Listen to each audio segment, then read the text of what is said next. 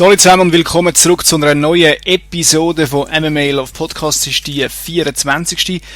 Wir haben unser Jubiläum ein bisschen verpasst. Es wäre am 28.06.2013 gewesen. Ein Jahr, wir sind ein bisschen drüber, aber das macht nichts. Wir werden jetzt irgendwann sonst so ein bisschen begüssen, oder sonst machen wir halt die zweite oder die 50. Sendung oder. Aber man kann es fast nicht glauben, wir sind schon über ein Jahr mit dem Podcast da im Rennen. Danke vielmals natürlich euch für die Treue, die ihr uns da gebt und so, fürs Zuhören und für die Feedback. Es hat bis jetzt Spaß gemacht und wir sind wild entschlossen, da weiterzumachen. Merci auch mal fürs gute Feedback für unsere UFC-Picks, die wir jeweils machen auf Google Hangout mit dem Metzi zusammen. Und eben, macht mit. Gestern war es super gewesen, haben jene auch so ein bisschen Zwischenbemerkungen reingeschrieben ins Facebook oder SMS oder irgendetwas. Ihr könnt aber auch an der Sendung selber teilnehmen, indem dass ihr Google Hangout selbstverständlich einrichtet und dann uns benachrichtigt und dann können wir euch in die Sendung einladen. Das wäre auf jeden Fall ein riesen Hit, wenn ihr auch noch irgendwie dabei wärt. Ein riesen Dankeschön an die Liebe bestellt haben. Ich habe endlich mal den Finger rausgenommen und habe den Versand angefangen. Wie gesagt, es gibt noch welche, schwarz, weiß, L oder M. Sie sind zwar ein bisschen gross geschnitten. Der Kostenpunkt ist 30 Stutz plus 2 Franken Bordeaux. Voilà, was haben wir heute? Bei dieser Gelegenheit eben natürlich noch ein herzliches Dankeschön an unseren lieben Sponsor. Wenn ihr irgendetwas braucht, Sex fürs MMA, Thai-Boxen oder Brazilian Jiu-Jitsu, dann geht auf www.soulcoreware.com, www.soulcoreware.com, da gibt's alles auch im Versand und so weiter und so weiter. Happy Birthday auch an Oli Riesen, das ist der Head von Soulcoreware, er hat heute Geburtstag. Happy Birthday. Heute in der Sendung haben wir diverse Sachen, 2 Interviews, wir gehen wieder mal zu einem UFC-Fighter und schauen mal, wie seine Vorbereitung geht. Wir machen ein Interview mit dem Engländer Phil Harris. Er kämpft in Baldiger Bälde im Oktober gegen den John Lineker, den Brasilianer. Des Weiteren machen wir ein Interview mit den Vertretern von Gods of War und da würde ich euch gerne sagen, mit welchem, aber ich weiss nicht, mit welchem ich da Mailverkehr hatte, aber die werden auch an der Sendung sein und uns ein bisschen erzählen, was sie so treiben.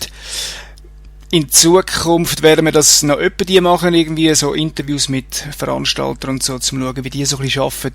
Wir werden dann einen Blick werfen auf Bellator, dort hat es so ein bisschen, dort hat es Veränderungen gegeben. Ich sage nur Chandler und Alvarez. Wir schauen mal zu der Launch vom neuen Fox Sport Sender. Dann machen wir einen kleinen World Series of Fighting Recap. Und noch ein bisschen dies und das. Wird nicht so ein allzu langer Podcast sein, letztes Jahr eine Stunde gewesen. Ja. Werden mal so ein bisschen versuchen, entweder haben wir einen Gast, oder sonst machen wir ein Interview mit irgendjemandem, aber nicht allzu viele Interviews reinquetschen, es sei denn, wir machen dann so ein bisschen sogenannte Rapid-Fire-Interviews mit Kämpfern, die irgendwie gerade in der nächsten Zeit kämpfen. Dann machen wir vielleicht so 5 bis 10 Minuten ein Interview und sonst machen wir die grösseren, machen wir einfach eins pro Podcast, damit es dann nicht irgendwie so überladen ist. Voilà, das wäre es eigentlich mal so ein bisschen. Ja, fangen wir mal an. Jawohl, unser erster Interviewgast, das ist der Eric, und das ist nicht einfach irgendjemand. Er kommt aus Deutschland, lebt redet aber Englisch. Wir fragen ihn dann auch noch warum. Und er ist einer von den Organisatoren von Gods of War, das ist eine MMA-Organisation in Deutschland. Der Alex von Black Wasp hat mich auf die aufmerksam gemacht und darum habe ich mal gedacht, wir schauen mal rein, wir fragen sie mal, was sie so für eine Arbeit leistet und so. Und jetzt haben wir ihn am Telefon. Eric, welcome to the mmalove podcast. It's your debut. You're on with Vladimir. You are one of the representatives, or are you the representative of Gods of War? It's an organization not really that known in the German-speaking part of Switzerland. So I would ask you first, could you talk a little bit about your organization? Well, I think the most important thing to know about Gods of War is we are a friendly fighter organization. We believe in taking care of the fighters and being well respected within the fighting community and taking care of the fighters the way that they should be. I don't really believe that other organizations out there, especially bigger organizations, are fighter friendly. and they kind of only look out for their own interest. As far as how they treat fighters, it's pretty sad, That's my opinion about other organizations, and Gods of War is more of an honest organization, and we like to take care of people the way that they should be taken care of. What do you mean, like honest, and what do you mean, like other organizations don't do stuff that you do? Could you elaborate a little bit on that? Yeah, sure. Other organizations, for example, the way that they handle fighters, the way that they treat fighters, they're pretty disrespectful fighters. They don't really they're not really accessible to fighters about what the fighters need and care about their own needs and what they want, and they're pretty inflexible whenever it comes to special circumstances with fighters, considering the fact that many fighters, for instance, when they fought for the last Gods of War event, we had a lot of fighters that came from Switzerland or France or something of that nature, or these countries, and I felt like that those guys, I had to be a little bit more lenient with them with timelines and everything, so that way they could get there safely and not tell everybody, hey, you need to be here exactly at this time, and if you're not here, then we're going to take away money from you or something of that nature. Okay. How many events have you done so far? Actually, this was my first event running the company. The company was originally ran by a guy named Chaz Jakeway, but he was a soldier over here in Germany and went back to the United States. And whenever I decided to do an MMA event, I looked at the companies that were already here in Germany, and I found this company, and I seen that they had done a lot of good things, and I spoke with him over the telephone, and decided that the best option for me would be to take the name from Gods of War and rerun this company instead of starting a new one, because the company already had a little bit of a name built up here in Germany. Absolutely. Are you also in the service? No. I'm actually out of military service now since 2009 is whenever I left active duty Army, and 2011 I got out of the U.S. Army Reserves, and since then I work for the Army as a civilian. Okay. And how did you get interested in organizing MMA events? Well, what happened was I started training with Dennis Siever, which I'm sure you know Dennis Siever from Germany. Yeah.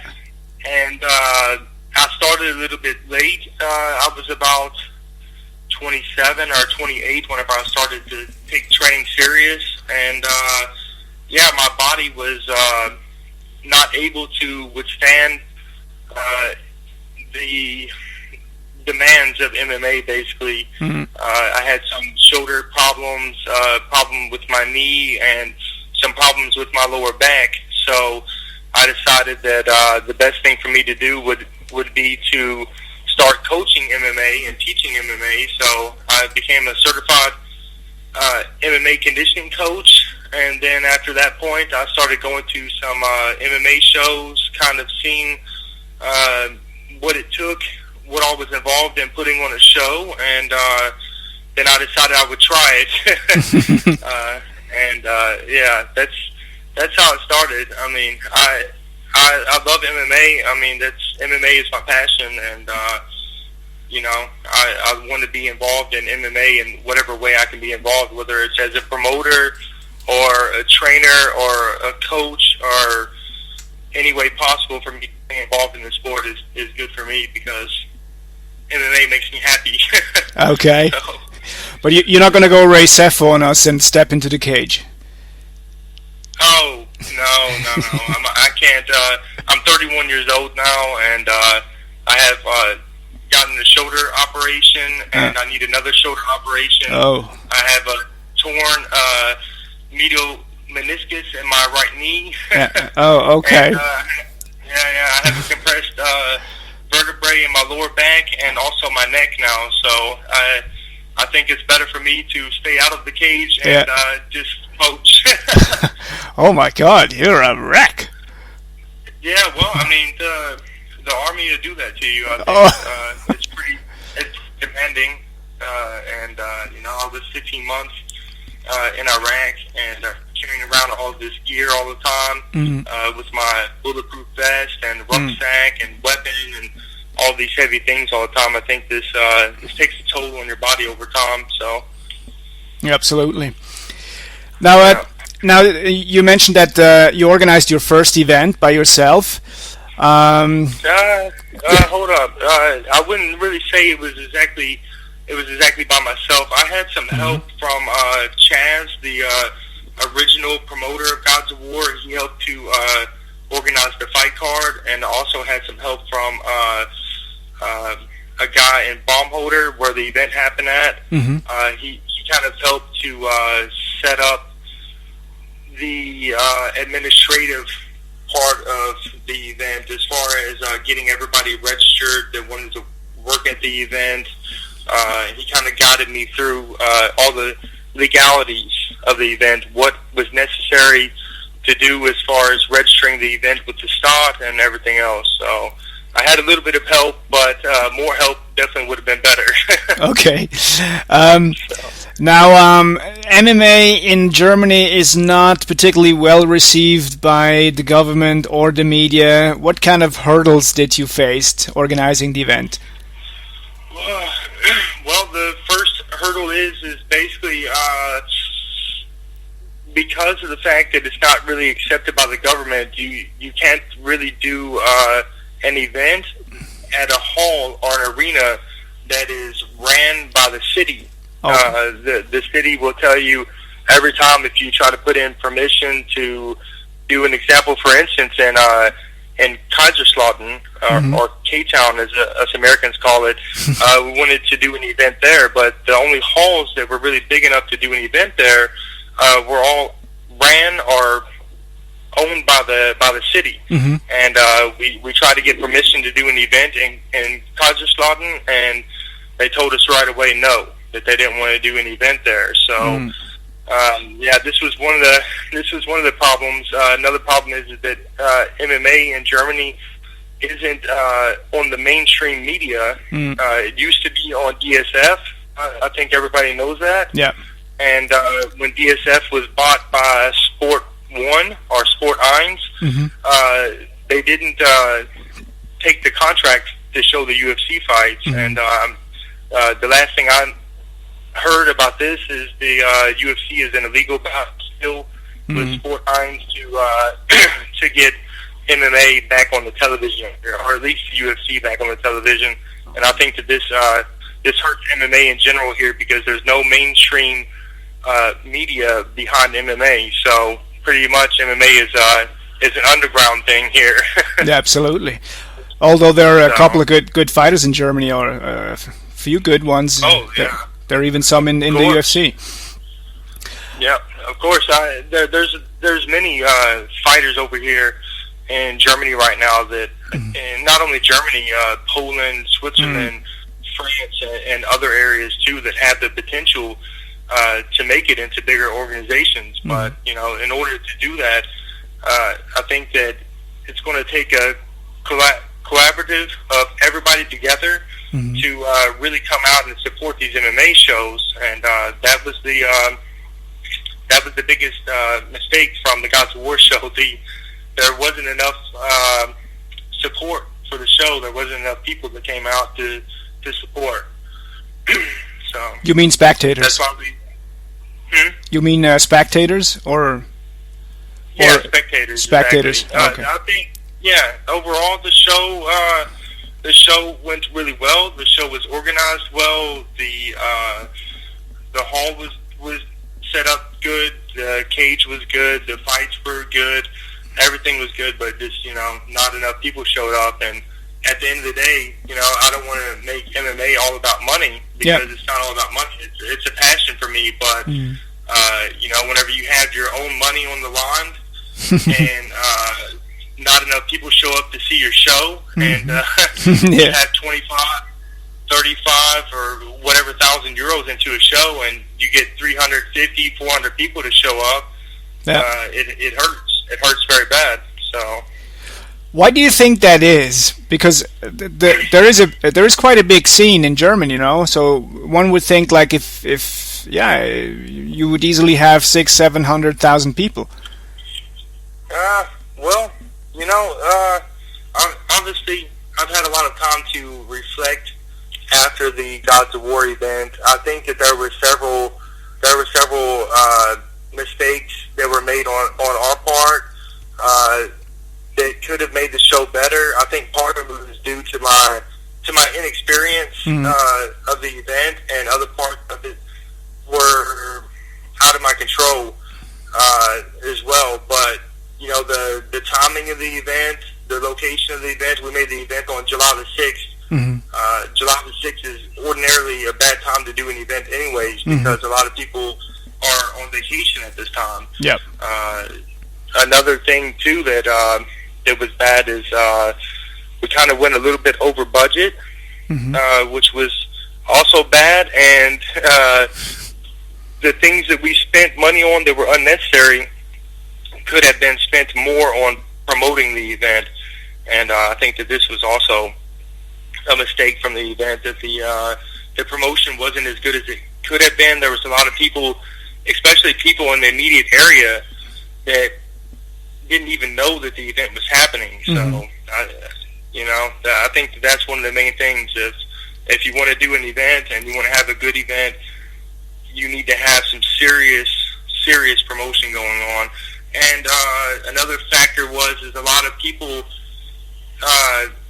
told me, for example, that they had sold a lot of tickets, and whenever the event happened, they showed up and they gave me, for example, one guy had 200 tickets, and when the event happened, he brought me 100 tickets back. He gave them back to me, and I'm like, why are you giving me 100 tickets back? Oh, I couldn't sell the tickets, but the guy had already told me that the tickets were all going to be sold. So I was kind of over-exaggerated how many people I expected to show up because of the information that I was getting from the coaches and the fighters. You know, I figured that, based upon what they were telling me, that the turnout would be a lot better than what it was. Okay. So I learned a lot from this show, believe me. But, it's unfortunate that now I look for sponsors and money, because I would very much love to do another show, but at the same time, I can't risk all of my hard-earned money on a show. Absolutely. That may or may not work out. Absolutely. So that's the bad part. Believe me, I was organizing Thai boxing events with my friends for years here in Switzerland, and similar stuff. Like organization, and you spend money for something that doesn't work or stuff like that. But it's like it's a process where you learn by each event you organize. So absolutely. But the worst point is for me, my business partners that I was involved with have no capital. They have no capital to invest. So for me, the entire investment was mine. Yeah. So whenever the show went bad, I didn't just lose a portion of the money. Every loss was my loss. Yeah. Yeah. So, it would have been different if I would have had 3 or 4 business partners that put money in, and we all would have lost, 4,000 or 5,000 euros a piece. Okay, we lost a little bit of money, but when you lose 15,000, 20,000 euros or something like that on your own, it's pretty hard. That's pretty bad. Yeah.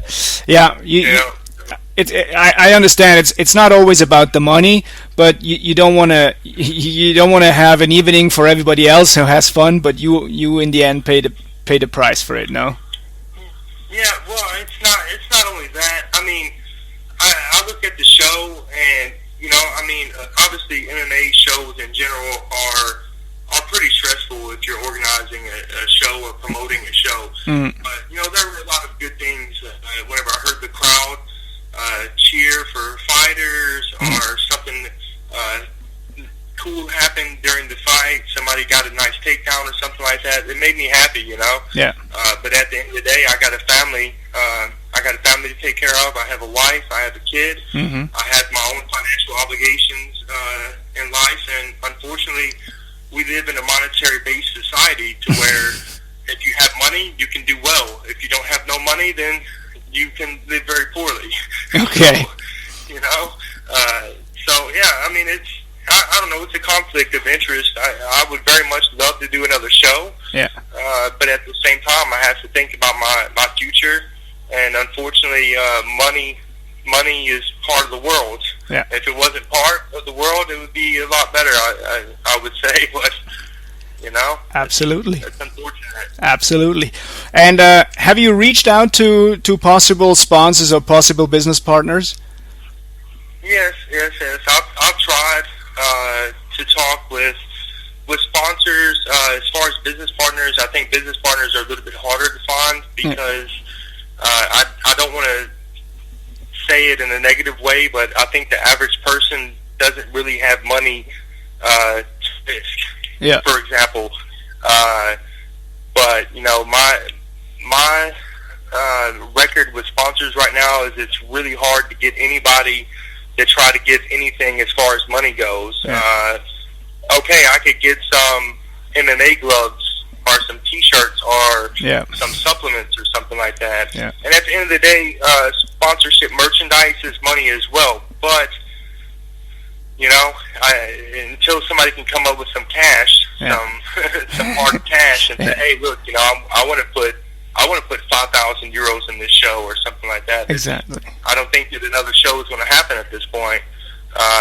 But at the same time, with that being said, we are still in the planning process to do another show. Uh-huh. I have a couple of options on the table right now, but I don't really want to discuss these options right now. But we're trying to work something out, and hopefully it will work out because, like I said in the beginning, I think that the Gods of War organization, I mean, if you talk to anybody that was there, or especially the fighters and the managers or coaches, they would tell you, you know, when they came out, I treat everybody with respect. I follow the golden rule. I want to treat other people how I want to be treated. Just because you're a fighter, it doesn't make you anything less than me as a promoter. And, Absolutely. you know, I like to treat everybody fairly and, you know, have good relations with people. I think this is important,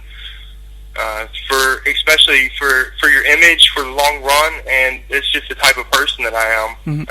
I don't want to talk negatively to somebody or to degrade somebody. Mm-hmm. I mean, fighters are people too, and they need to be treated with respect. Absolutely, and that's really golden rule. Now,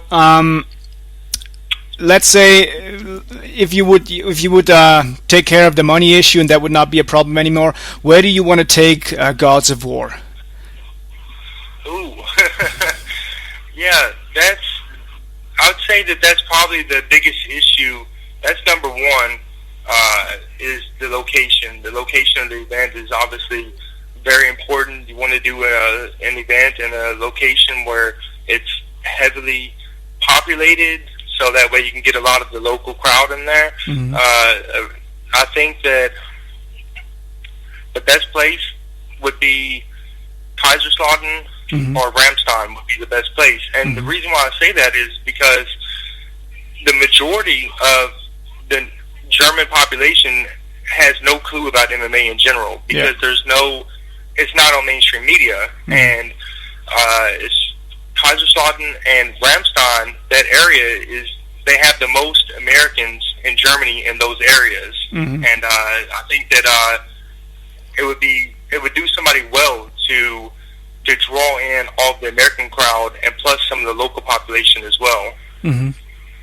You think like the Americans would lead the Germans to appreciate more MMA?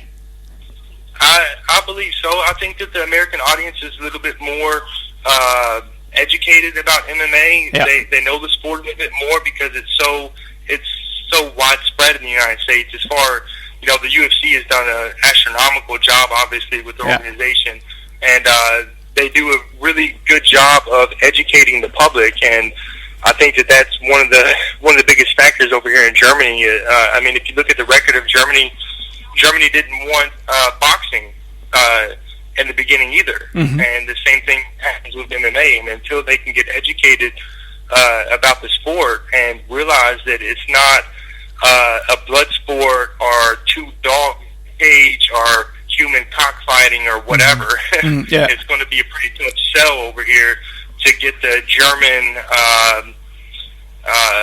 city representatives or whoever you want to say to appreciate the sport for what it is. Yeah, it's funny. Germany and Switzerland as well. We deal with the same kind of questions that the Americans dealt, like, I don't know, 10 or 15 years ago, about the cockfighting and all that. Yeah, that's one of the big problems over here is the sport. I feel the same exact way as you do. The sport is about, I would say, about 10 years behind the States. It's coming. It's coming along slowly. I mean, you can only deny the people what they want for so long. And once the support over here gets strong enough, there's going to be no option for the German, what would you say, the representatives to eventually allow the sport, because the support for it is going to be so strong that they're going to have no choice but to give in to the needs and the want of the people. And once they realize that there's money, because everything is revolves around money, involved in this for them as well, and they can get these MMA shows on public television and things, then they will see that there's a potential in it for them to make money, and then I think that they will support it more. Wow, MMA on German television, man. You dream big. Yeah. I think that it's important to dream big. Absolutely. Sometimes I think this is also a mistake as well, to dream too big. Yeah, absolutely. But I mean, if you have a dream and you have a ambition in life, I think that it's important to go after this, whatever the cost is. If people just give up on things that they love and that they enjoy, I think that it's like, you're giving in to the powers that be, and once, like I said, once the support over here gets stronger, I think that in the next 10 years or so, MMA will start to become more popular, and maybe, hopefully, eventually, one day it will be just widely accepted like it is in the United States. Yeah, the UFC came to Germany twice. The success was not so big, especially mainstream media wrote very bad about it. Do you think a comeback from the UFC to Germany would also help your organization? Well, I mean, I think that everything that UFC is doing is good. Obviously, they're doing very well financially, obviously, and as well as promoting the sport in general. I think that, for sure, if the UFC would come back and do more shows, but the UFC, you have to understand too, is also a business, and they want to go places to where they're going to be able to sell arenas out and make a lot of money, obviously. Yeah. And I mean, I don't know. I mean, I was at the UFC show over here in Oberhausen. Yeah. And I didn't think it was bad. It wasn't bad, but it wasn't really packed either. So I don't know. It's MMA is it's a complicated thing. Yeah, it is. It's really complicated. It's not only complicated. For sure. Yeah. Huh? Go ahead. No, I mean, for sure, the UFC is the leader of the sport right now. Yeah. They are doing a really good job of getting into new markets, new areas, and opening up opportunities for people. I mean, they've been to several different countries now, and they have several new countries planned in the future. And they're definitely leading the way and opening up markets for people. So if the UFC does shows over here, then that's good. But until we can get some mainstream media support in Germany, I don't see the sport really growing at an exponential rate the way that it needs to. So yeah, they definitely have a lot of catching up to do. Absolutely. Eric, appreciate the time. I know you're on your vacation and you have some gardening to do. So I have one more question before I let you go. And I appreciate the time. In the immediate future now, what is going on with Gods of War? Well, in the immediate future right now, we are taking it slowly. We're looking at what our options are, and we're trying to figure out a way to do another event without someone or one individual person having to come out with so much with a lot of capital out of their own pocket. So we're definitely looking for sponsors. I think right now in the moment it's fairly difficult to get them, but hopefully in the near future here we're going to figure something out and continue with the Gods of War. That sounds good. Where can fans follow you or have information about Gods of War? You can look me up on Facebook, Eric Jewell on Facebook, or you can look up Gods of War MMA on Facebook as well, or GOWfights.com on the internet is the webpage. So those are the places where you can check me out. Eric, thank you very much for doing this interview. It was a pleasure. Hook us up when you know something, when you have an event planned. We're gonna push it, and I hope you have luck finding these sponsors and being able to create another show. All right, thank you very much. Thank you. Bye bye. Ja, bye bye. Das war der Eric von Gods of War. Er hat ein bisschen die gleichen Probleme wie wir, natürlich in Deutschland. Auch dort ist die Akzeptanz vom Mainstream noch nicht allzu gross, und auch dort sagt der Staat damals nicht, wenn man eine öffentliche Halle möchte mieten. Das gleiche Problem haben sie schon in Genf gehabt. Das gleiche Problem gibt es auch zum Teil in der Deutschschweiz. Und es ist wirklich so, es geht darum, dass man die Leute auch dass man den Leuten zeigen, dass MMA nicht das ist, was sie glauben, dass es ist. Und ich glaube, dann wird es auch gut laufen. Das Gleiche ist auch, es braucht immer ein bisschen eine Identitätsfigur in dem Sport, und dann springen auch die Medien auf. Ich möchte das zwar auch schon stark strapazierte Beispiel von Andy Hug nehmen. Auch über Thai-Boxen und Kickboxen hat man lange überhaupt nicht wirklich diskutieren in der Presse, bis dann der Andy Hug auftaucht ist, beziehungsweise bis man gemerkt hat, wie berühmt dass der Andy Hug überhaupt ist in Japan. Er ist ein Superstar, und dann plötzlich hat man gefunden, ja, wir springen auf den Bandwagon auf, und dann sind die Veranstaltungen im Hallenstadion gekommen, und auch nach seinem Tod die greifende Beerdigung mit den Haufen Leuten, die vorher nie dabei sind, die plötzlich alle auch da sind. Das Gleiche ist vielleicht auch, ich hoffe, dass es nicht wieder irgendjemand braucht, der stirbt, aber vielleicht braucht es auch ein bisschen irgendwo durch eine Identitätsfigur in dem Sport, oder irgendjemand, der so ein bisschen den Lead nimmt, vielleicht auch jemand, der nicht aus dem Sport selber kommt. Und schlussendlich ist es auch für die Sponsoren natürlich einfach, wenn irgendwo Geld zu machen ist, ja, dann ist es wahrscheinlich eigentlich nicht so wichtig, was gemacht wird. Und wenn man sich mal so ein bisschen intensiver mit dem MMA auseinandersetzt, dann merkt man auch, das ist nicht wirklich ein Sport und nicht irgendwie nur einfach ein Strassenkampf in einem Cage. Es ist aber natürlich auch noch Entertainment, das ist ganz klar, das darf man nie vergessen. Es ist nicht einfach Turnhalle, sondern es ist eben auch so ein bisschen etwas, wo ein bisschen etwas läuft, ein bisschen Action. Voilà, das war der Eric. Ich hoffe, Gods of War wird es schaffen, ein weiteres Event zu organisieren.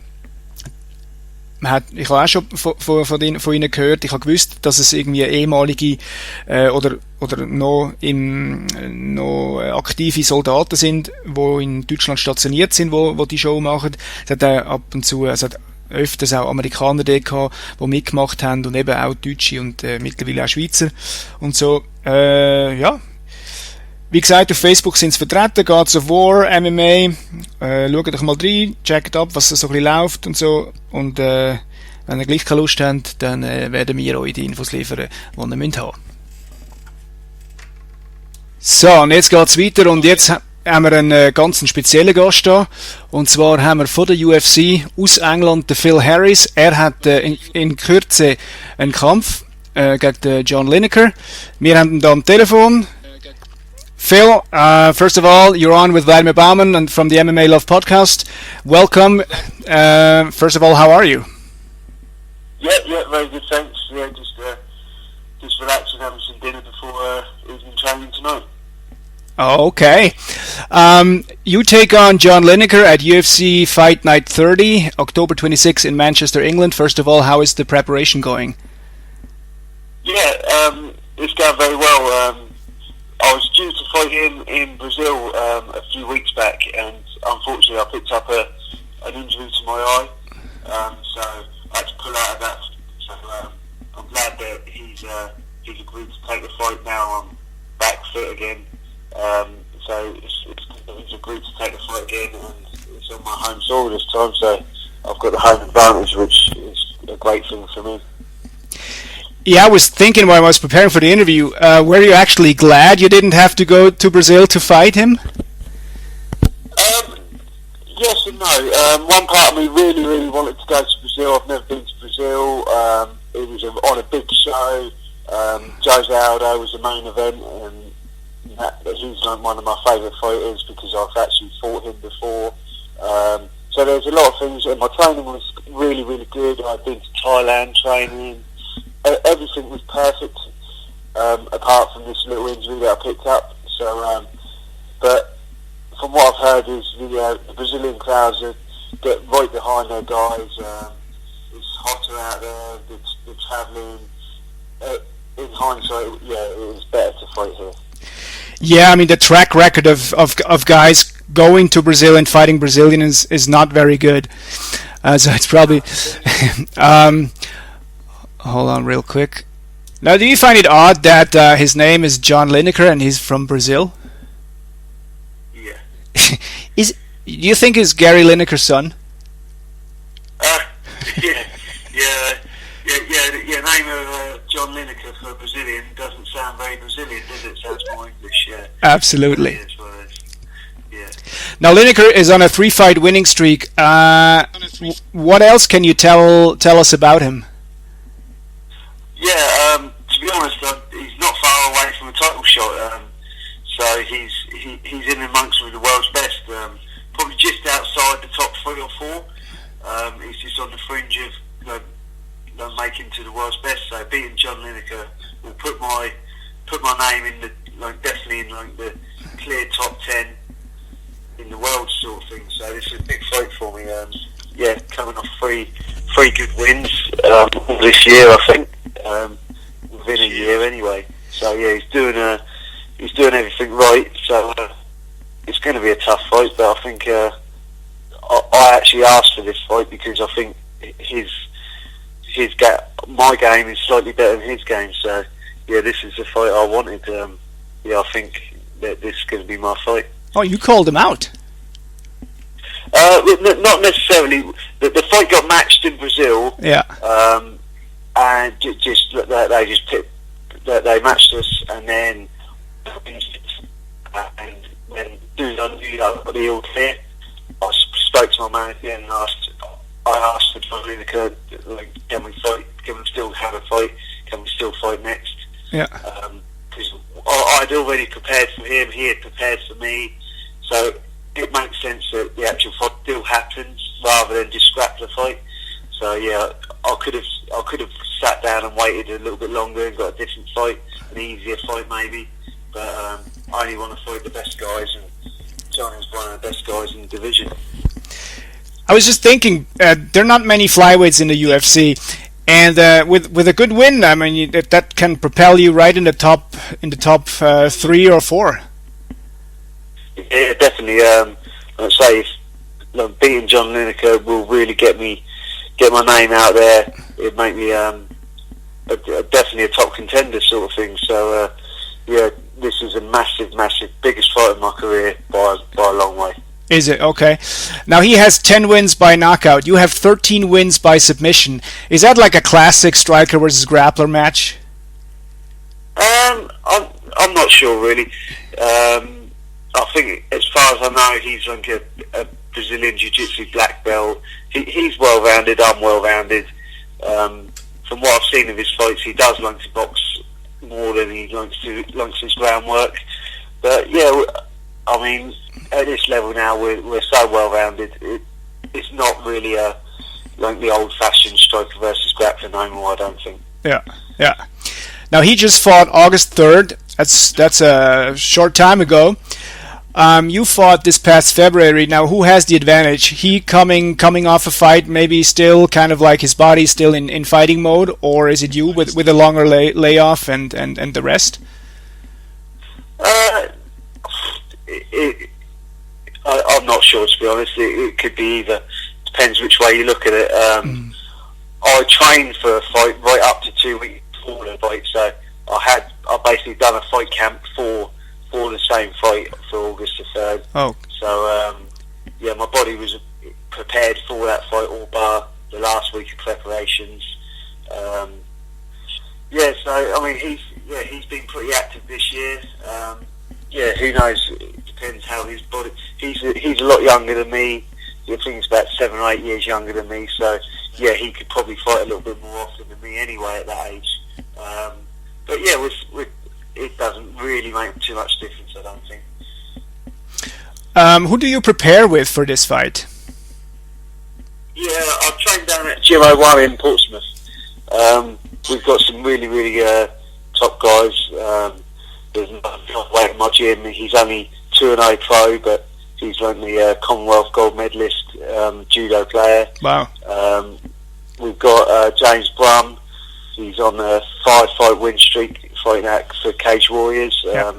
I think he's ranked number 2 bantamweight in Europe now. Yeah. We've got James Pennington, another top 10 European bantamweight, who's just about to fight for a Cage Warriors title next month. So, yeah, there's lots of guys all preparing for fights, all within 1 or 2 weight categories of me. Down at Gym 01 in Portsmouth, pretty much the whole gym is full of small guys, so it's just a great place to train if you're one of the smaller weight categories. Now, you mentioned that this is like the biggest fight of your career. Have you done anything special in preparation for this fight? Yeah, a couple of months ago I went out to Thailand. I did a couple of weeks training out there at Tiger Muay Thai, sharpen up my Thai boxing. But yeah, most of my preparations really done back at Gym 01. Really, like I say, we've probably got one of the best gyms in the country for the smaller guys. People come to us. We've had Baumann, another UFC bantamweight, come down to train. People want to come to train at our gym now. So, yeah, it's just a great gym to train out of. Now, what's the difference fighting at home? Do you feel like a lot of pressure because you're in front of your crowd? I mean, you're not from Manchester, but it's still the same country. Yeah, no, I don't feel any pressure fighting in my home city or home is England. Mm-hmm. But yeah, I just think it gives me the edge on. He obviously has to travel to me. He's in different time zones, so it just gives me that home advantage. I've got the crowd behind me, so yeah, there's loads of advantages for fighting in your home country. So yeah, I'm looking forward to it. All right. Now you lost your debut. You're 1-1 in the UFC. You lost your debut to Ulysses. No. You lost your debut. That was against. Hold on, I've got my facts wrong. Darren Uyenoyama, exactly. And then you beat Ulysses Gomez. Now, in between these fights, did you change anything, or did you have to change anything? Not necessarily. The main thing that changed was my mindset. I think I was more nervous for that first fight. Maybe gave my opponent too much respect and underestimated my own abilities. Just because it was the UFC, I let the whole UFC banner sort of overwhelm me slightly. And once I'd been in there, done it, I was more relaxed the second time round, fought a better fight, and obviously come out victorious. So octagon jitters is a real thing? Yeah, definitely. Not for everyone, but definitely for me, I think, yeah. Okay. Now, you took your UFC debut on short notice. How much time did you have to prepare? If I remember rightly, it's about 4 weeks. About 4 or 5 weeks, but I was in pretty good shape at the time. It wasn't the best timing because my wife had just gave birth to my first child about 3 or 4 weeks before that. Oh, wow. So, even though I was fairly fit, I was sort of in a relaxed, like, sort of, I'm not doing nothing for a few months now. I'll just go become a father, and then I'll get the call up to the UFC, and then I'll straight back into the gym. Got my first child there. So yeah, it was a hard time, not the best time to have a fight, but like I say, when the UFC call you up, you don't turn them down. You don't want to say no to Sean Shelby when he calls you. Oh no. Oh no. Do you get nervous before fights? Yeah, I'll get nervous, probably just the same as anyone else. Nothing, I wouldn't say crazily nervous, but I think nerves are good. Yeah, I feel slightly nervous, just in anticipation for the fight, but I only really suffer from the nerves right before the fight. Like, leading up to the fight, I try not to really think about it. I just go through the motions of training, and everything just clicks into place. Take us through your routine the day of the fight. Yeah, the day of the fight, so I just try and land as long as possible, so just wake up naturally, just basically just chilled out as much as I can, I'll have a good breakfast, probably some good cereal, and then, yeah, I do maybe some fruit, and then probably about lunchtime, maybe midday-ish, I'll have a decent meal, depending on what time the actual fight is. Yeah. And then we normally excuse me, go off to the venue maybe 3 or 4 hours before you fight. Yeah, and just do the normal sort of things. Just relax, look around it, like, just get used to the actual arena. Then when you're backstage, yeah, just the normal hard warm up. Normally warm up for 30 to 40 minutes before the fight. Is it hard to sit around for hours at the arena waiting for your fight? Yeah, it can be frustrating, but by that time you are focused. You know you've got a job to do, so yeah, it's just you're completely focused on the day of the fight. It's just you're just sort of waiting. You're like a ticking time bomb, waiting to get in there for it's your turn your name to be called up. Yeah. Now, Eddie Bravo mentioned on his podcast that he knows of several UFC fighters that do a hard cardiovascular training at the day of the fight. Do you do that?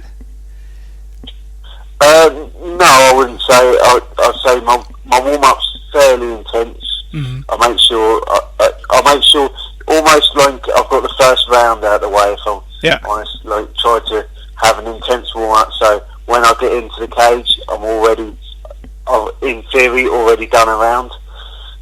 That's how I like to feel when I start the fight, rather than start the fight cold. Okay. So yeah. What goes through your mind once you get into that tunnel? You hear your music playing. You hear the crowd. What do you think at that moment? It's a weird sensation. Part of you, there's something in your head that thinks, "Christ, what the hell am I doing here?"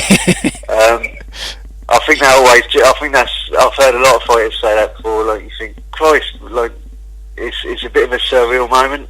But yeah, you just sort of, I've done it so many times now. It's like you're just ready to do it. Yeah, you just 100% belief in yourself that you'll go have your hand raised at the end. Absolutely.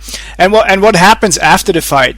What's the routine? Do you have to go to see the doctor, or you go take a shower? Or do they leave you alone? Yeah, no. After the fight, you straight away you see the doctor. Yeah. Get signed off, collect your paycheck, and if you're the winner, you normally go off to do a few interviews. Yeah. Straight after the fight, and then after that, once you've done your interviews, you've got your paycheck, you've been cleared from the doctor, then you're free to pretty much watch the rest of the show, go and shower up, and just relax and enjoy the rest of the night. Do you go out there and watch the rest of the show, or do you say like, "Oh no, that's it for me, and no more MMA for today"? No, my last couple of fights, I've been one of the first fights on. Uh-huh. So, yeah, by the time I've done everything, I'll come back and you're about midway through the main card, might be just about starting. Uh-huh. So, I'm a massive MMA fan. I love watching MMA as well as fighting MMA. So, yeah, I always, if I can, I'd like to go and watch the rest of the fights. Cool. On Twitter, you were writing about a prank that you pulled on Burt Watson. Can you elaborate on that? Yeah. My coach Boy Adams is a bit of a prankster. We're always having a laugh and joke in the gym. And when we the night before the weigh-ins, there's a test scales there in one of the changing rooms, and Bert was knocking about, just making sure everyone's fairly close to their weight within reason. Like everyone's on target, and I just jumped on the scales. I still had my hoodie on, but I had a couple of bottles of water behind my back. I stood on the scales about 7 kilos over. And he nearly had a heart attack when he see me weighing in 65 kilos and I'm only 56. So yeah, it's just he was starting to realise what he was doing, but just that look on his face for that moment was priceless. And Bert's a really good laugh. And, yeah, he sort of joked. And, yeah, it was a good laugh. Well, it's cool if you have the routine that you can still pull pranks and laugh about it that close to a fight. Yeah, I just think that's at our gym. We that's how we we learn to relax all the way up to that moment where you got to flip the switch and right, this is your fight. It's nice to be able to relax. If you're too tense, you're burning up energy you don't need to. Yeah. So we just try to keep everything relaxed until the moment where you have to get in the cage and do the business. Now I want to talk about your career because I found something that was interesting. In 2005, I found a lot of things that were interesting. In 2005, you fought Jose Aldo. Was that the Jose Aldo? Yeah, that's the Jose Aldo. I was on about a 6-fight win streak, and I just fighting on my local shows in Portsmouth, and I think he came over with a BJJ guy just to help someone out, and he was looking for a few fights over here, and I just had a call up short notice again, say, oh, do you fancy fighting? And I thought, do you fancy fighting a guy? He was 6-0, and I thought, oh, I've won 6 fights, he's won 6 fights, yeah, let's do it. But it was a bad night. Took a lot of leg kicks that night. His leg kicks was like getting hit with a golf club. He's just an amazing fighter. And let's say, that's one reason that I was a bit gutted I didn't fight on UFC 163, where it was the main event, because it was sort of like a nice one. If I would have done that to fight, I knew that I'd fought the champ on the same show. Yeah. So, and the guy, he's a lovely guy, and just very gracious after the win as well. Well, that's an experience, huh? But you're planning on becoming a champion yourself? Yeah, obviously. If I didn't think I'd be champion, I wouldn't be in there. I wouldn't be in there fighting now, to be honest. Absolutely. Now, you had a 21-month layoff between 2008 and 2010. What happened there? Basically, I was fighting guys a lot bigger than me all the time.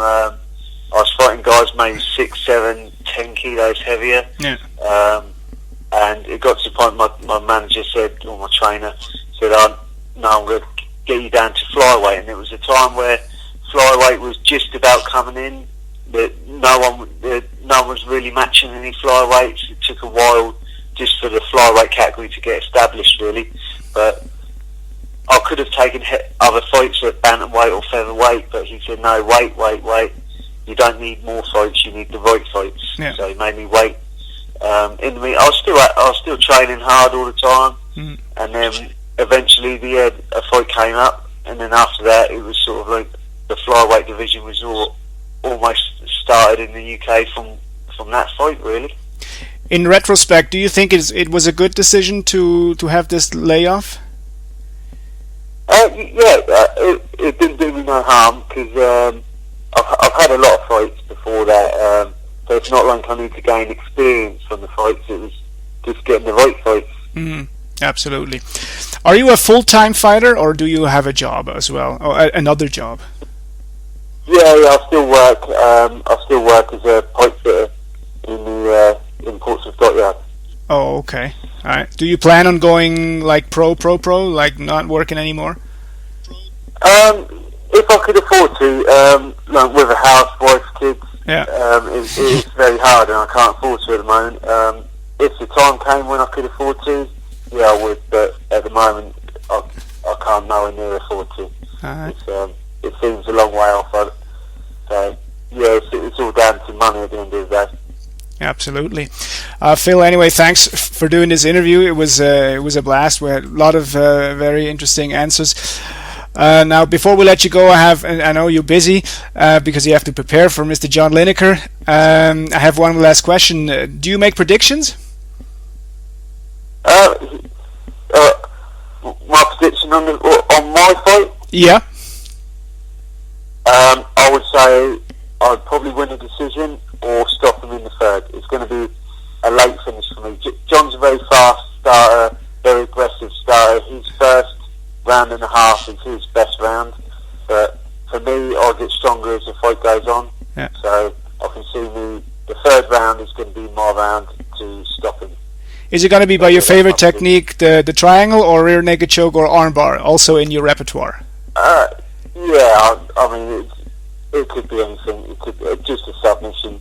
I can sub anyone at any time. So, let's say if subs at something, it just come natural to me. It depends what he gives me. I'll take it. Phil, thank you very much for this interview. Good luck for Fight Night 30, October 26th in Manchester, England. Fans can follow you, Phil Harris on Twitter, Phil Harris MMA. Again, thanks for doing this interview, and good luck. Anything you want to say before we let you go? No, just make sure you watch the fight. We will. Thank you very much. Thank you. Thank you, bye-bye. Thank you, bye-bye. Das ist der Phil Harris. Wie gesagt, ihr könnt ihm folgen auf Twitter @PhilHarrisMMA. Wir wünschen Ihnen selbstverständlich viel Glück für UFC Fight Night 30 am, 26. Oktober in Manchester, England. Der kämpft gegen den John Lineker. Nein, kein Engländer, sondern ein Brasilianer.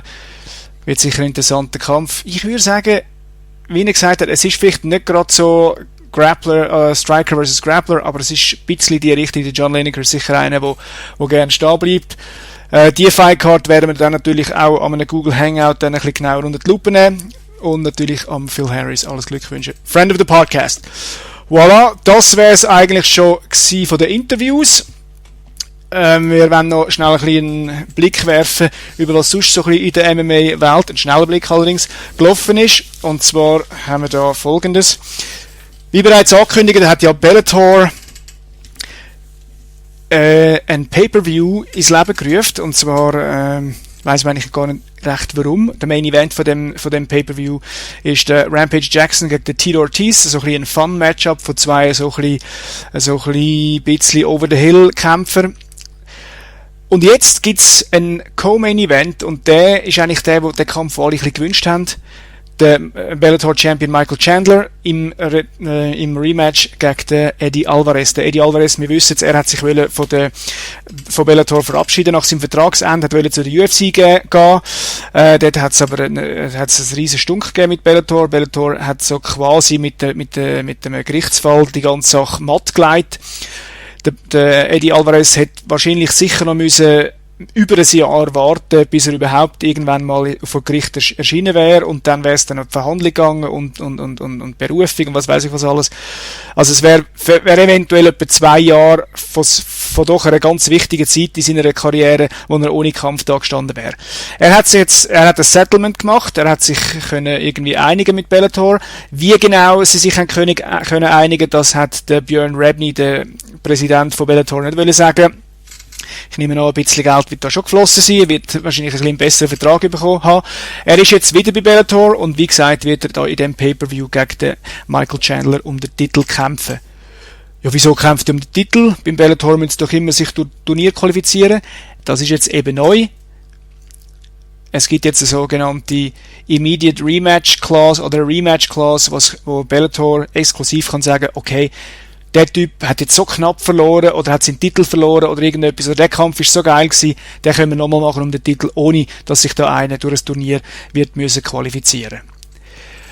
Das zweite, was ich reden, das ist Fox Sport, das ist der neue Sender, 24 Stunden Sportsender, so ein bisschen als Konkurrenz zu ESPN, wo wir ja schon kennen. ESPN gibt es sowohl, also natürlich in Amerika, aber auch in Lateinamerika und auch in Europa. Gibt es 24 Stunden Sport. Fox hat jetzt auch so etwas lanciert. Fox Sports 1, das wird der Kanal sein, wo die UFC ihre Live-Sendungen hat. Fox Sports 2, dort wird es, glaube einmal in der Woche wird es irgendeinen Content geben, irgendwelche Preview-Sendungen oder irgendwelches Geschwätze über die UFC. Was das natürlich heisst, ist, es gibt praktisch jetzt jede Woche Live-Fights von der UFC auf Fox Sports 1. Angefangen, wie gesagt, der Samstag, also wenn ihr den Podcast hört, dann ist der Event schon fast vorbei. Und dann geht es eigentlich in dieser Pace weiter. Einmal in der Woche gibt es praktisch Kämpfe irgendwo auf dieser Welt und die werden auf Fox Sports 1 zeigen. Fox Sports 1 natürlich ein riesen Sender, 24 Stunden Sport. Dort wird alles gezeigt, Football, Baseball, Basketball und natürlich eben auch die UFC. Für die UFC natürlich eine riesen Plattform in so einem Sender. Es sollen so ein bisschen die Männer 18 bis 35 natürlich anlocken, und wenn man die natürlich dann noch mehr fürs UFC kann begeistern, umso besser. Dann gehen die Zahlen rauf und die Werbeeinnahmen für die Fernsehsender werden grösser. Wir werden sehen, wie es läuft, wie die Einschaltquoten sind. Es gibt da noch so ein bisschen ein Hickhack mit gewissen Cable-Provider, wo da jetzt noch nicht so einverstanden sind mit dem Fox Sports 1 oder beziehungsweise den noch nicht im Programm haben. Das wird sicher aber im letzten Moment noch geklärt, denn Fox will auf allen Kabelanbietern vertreten sein. Ein anderes war, am letzten Samstag hat World Series of Fighting stattgefunden. Das ist so ein bisschen eine Organisation, wo, wie soll ich sagen, die ist so ein bisschen in den letzten Jahren, im letzten halben Jahr, oder im letzten Jahr ins Leben gerufen worden. Ist eine Organisation, wo gerade ihre ersten Veranstaltungen so ein bisschen mit Schwierigkeiten hat müssen kämpfen. Der Präsident ist der Ray Seffo, der ist bekannt aus dem Thai Kickbox, aus der K1-Kämpfen natürlich. Sie haben jetzt am letzten Samstag ihren 4. Event gehabt. Main Event war der Tyron Spong gegen den Angel Deanda. Der Tyron Spong hat den Kampf gewonnen. Unanimous Decision über 3 Runden. Der Angel Deanda hat eine unheimliche Anzahl von Schlägen bekommen und die alle weggesteckt. Der Tyron Spong hat kein Problem gehabt, da seinen zweiten MMA-Kampf zu gewinnen. Er kämpft in Kürze dann wieder im K1 Rules-Kampf da beim Glory in New York, soviel ich weiss. Co-Main Event war der Marlon Moraes, ein aufstrebender Brasilianer, gegen den Brandon Hampelman. Auch da ist das Gleiche passiert. Der Marlon Moraes hat austeilt, der Brandon Hampelman hat eingesteckt. Eine unheimliche Anzahl von Low-Kicker, ist ab und zu da rumgekumpelt und so. Ein riesen Bein hat er nach dem Kampf gehabt. Aber trotzdem ist er über die Volldistanz gegangen. Auch da Marlon Moraes gewinnt durch Unanimous Decision. Was aber natürlich was sehr interessant war, ist der Nick Newell. Der Nick Newell ist ein Kämpfer, der keine linke Hand hat. Dort hat er nur so einen Stumpf. Ist aber trotzdem sehr erfolgreich im MMA, hat alle seine 10 Kämpfe gewonnen. Hat jetzt sein World Series of Fighting Debüt gemacht und hat tatsächlich der Keon Caldwell, der immerhin einen 9-1 Kampfrekord hatte, nach 2 Minuten 07 durch eine Guillotine Submission besiegt. Er hat eigentlich zu der UFC. Er hat sich dort schon mal für einen TAF beworben. Dort hat man gesagt, ja, wir wissen jetzt nicht so genau, wie das ist mit der einen Hand fehlt und so, wie das mit der Athletic Commissions ist, ob die das akzeptieren oder nicht und so. Mittlerweile ist er, glaube ich, in jedem Staat kommt er Lizenz über. Jetzt ist er halt die Route von World Series of Fighting gegangen, wollte sich aber doch später mit Sieg für die UFC empfehlen. Wir sind auf jeden Fall gespannt, wie es weitergeht. Ist ein super Typ. Er hat sich mit dem Sieg für ein 4-Mal-Turnier qualifiziert Dort geht es um den Leichtgewichtstitel. In dem Turnier werden auch der Justin Gaethje dabei sein, der Nick Newell, der Jay-Z Cavalcante und der vierte ist mir jetzt empfallen, ist aber der Dan Lausanne. Ein Kampf, den man selten sieht, das ist, wenn der Präsident von einer Kampforganisation selber in den Cage hineinsteigt. Das hat stattgefunden dort in der Person von Ray Seffo. Er ist der Präsident von World Series of Fighting, wie bereits gesagt. Er ist in den Cage hineingegangen und hat dort gegen den Dave Huckabaugh gekämpft. Es ist nicht so gut gegangen für ihn. Er hat den Dave Huckabaugh eigentlich gut im Griff gehabt. Hat ihn mit Low-Kicks eigentlich schon fast zu Fall gebracht und so. Bevor er hat es versucht, er hat einen Spinning Backkick gemacht, ist dann irgendwie Scheps gestanden. Der Dave Huckabaugh hat einen Schritt Fischi gemacht, hat den Mais reingebrannt.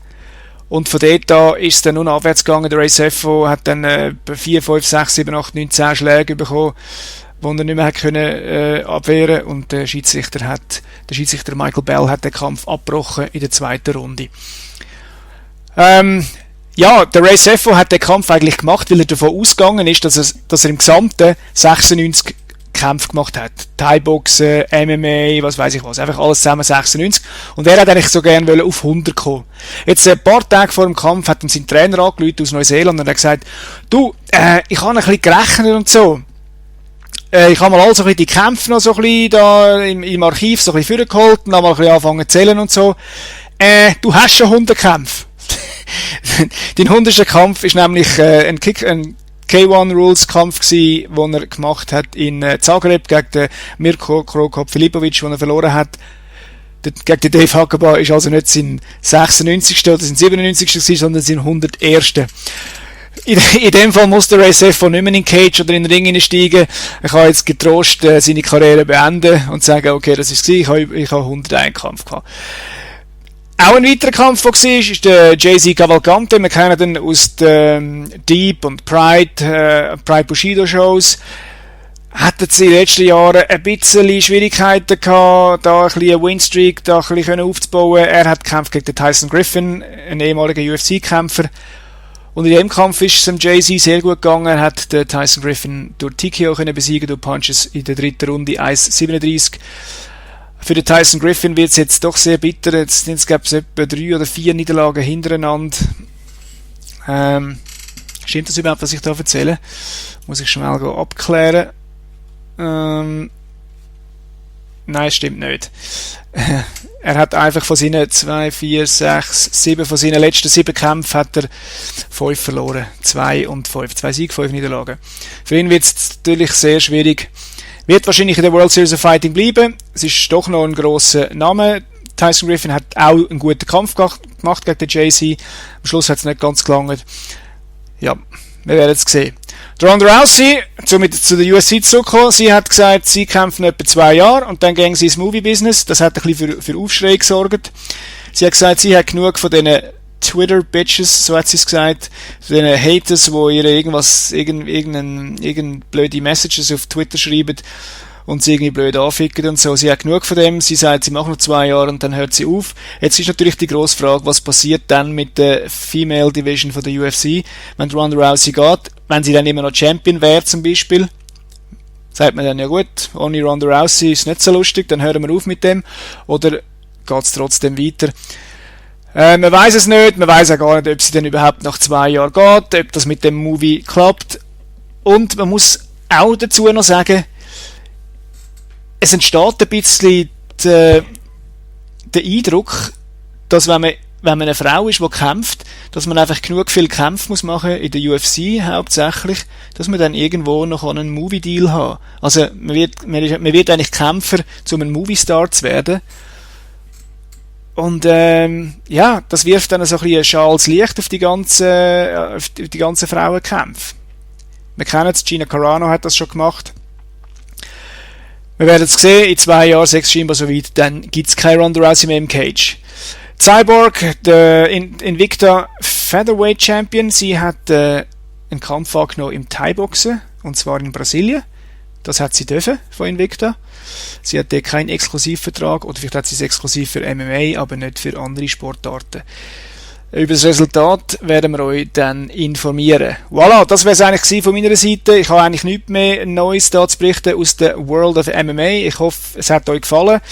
Merci nochmal, danke an unseren Liebli-Sponsor und an den allen Leuten, zahlreiche, die mir jetzt Bestellungen geschickt haben für Liebli. Wir bedanken uns bei soulcoreware.com, alles für Thai-Boxen, Brazilian Jiu-Jitsu oder MMA, www.soulcoreware.com. Wir bedanken uns selbstverständlich beim Eric von Gods of War für das Interview. Wir wünschen ihm viel Glück beim Suchen der Sponsoren. Wir bedanken uns auch herzlich beim Phil Harris. Ihm wünschen wir viel Glück für seinen upcoming Fight mit dem John Lineker in Manchester anlässlich von UFC Fight Night 30. Das wäre es für heute. Wenn ihr irgendetwas dazu sagen wollt, wenn ihr irgendwie Anmerkungen habt, dann schreibt uns doch auf mmalovepodcast@gmail.com oder auf Facebook mmalovepodcast oder folgt uns auf Twitter. mmalovepodcast ist wirklich super einfach, es ist überall mmalovepodcast. Oder folgt uns auf Instagram, dort sind wir nämlich jetzt auch, ebenfalls mmalovepodcast. Nächste Woche machen wir Google Hangout mit Picks für upcoming Show, das ist UFC Fight Night 27 Condit gegen Campman. Es gibt aber auch einen normalen Podcast, dann reden wir mit einem Veranstalter von SWFC, heisst es glaube ich, oder SC oder irgendeine österreichische Organisation. Sie haben eine Veranstaltung in Kürze im September, dort werden ein paar Schweizer mit dabei sein. Des Weiteren werden wir mit dem Michi Bobner reden, über seinen Kampf, den er hat an der Strength of Honor in Genf. Voilà, das wäre es von meiner Seite. Ich wünsche euch alles Gute und bis nächste Woche. Ciao zusammen.